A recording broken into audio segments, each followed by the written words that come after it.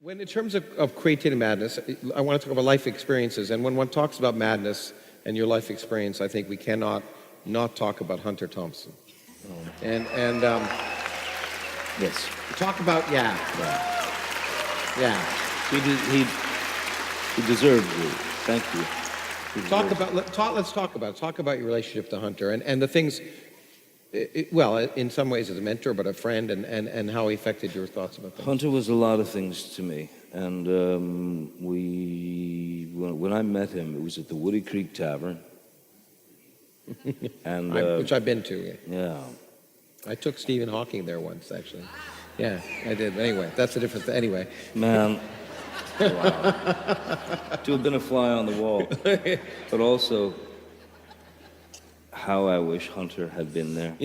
Me for too. that meeting. Me too, actually. I met Hunter through a mutual friend. I was at the Woody Creek Tavern, as far back in the back as I could get to avoid the novelty syndrome. And next thing I know, the front door bursts open. He's kicked it open. And I see nothing but kind of electricity, because in his right hand he had a cattle prod. It's about yay big. And he's swinging that around. And in his left, he had a stun gun. And threatening. So when a man walks in with that much power and screaming, "Get out of my way! Out of my way, you bastards!" He found his way to my table, walked up, introduced, took his hand out. We shook hands.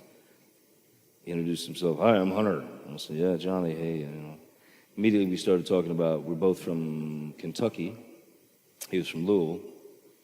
And I don't know, it clicked. So he invited me to his house that night, and we were spending time together. And I noticed there was a beautiful nickel-plated shotgun. Smith, 12 gauge, and I said, "Wow, that's a beautiful shotgun." He said, "Oh yeah, it's wonderful. You want to fire it?" It's about 2:33 in the morning, so of course I wanted to fire it. Of course. So then he arrived into his kitchen, which was what he called his, sort of command post. And he handed me a propane tank. I had a cigarette hanging out of my mouth. So I've got the propane tank, and then he hands me a small box about yay big, looked like a box of matches or something. I didn't know what it was, so he says, "Yeah, tape this to the side." So I'm taping it to the side.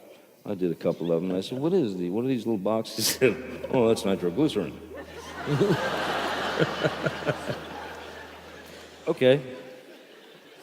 The cigarette went into the sink, and we took him outside. He handed me the shotgun, and it was almost like I felt like it was being, like it was a test in a way. So I aimed at the deal. It was about, 30 yards away. I hit the target, the nitroglycerin.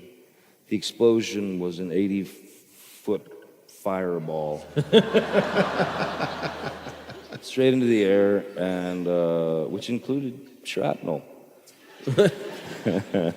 And that was it. That's where you bonded. Yeah. But you bonded over more than that. I mean, Hunter was crazy, but he was a remarkable writer, and also a reader. And you guys used to read together. You used to didn't you read to each other or something? What Hunter would do is one of the things that he found most fascinating was that I was not only aware of a writer called Nathaniel West, but I'd read the 4 books, only 4 books, Nathaniel West, Day of the Locusts, The Dream Life of Balsos. I mean, a wonderful writer. And he was shocked that I knew Nathaniel West's work. So we would read, or he would read a bit, and then he would have me read. And then we started reading his works, things he was working on at the time. And what he would do to me is he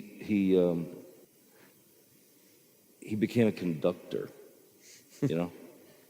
I would read, you know, from whatever the work was, you know, and he would, you know, I'd read and he'd go, yes, let's go down, get it back up, okay, now hit it there, yeah, okay.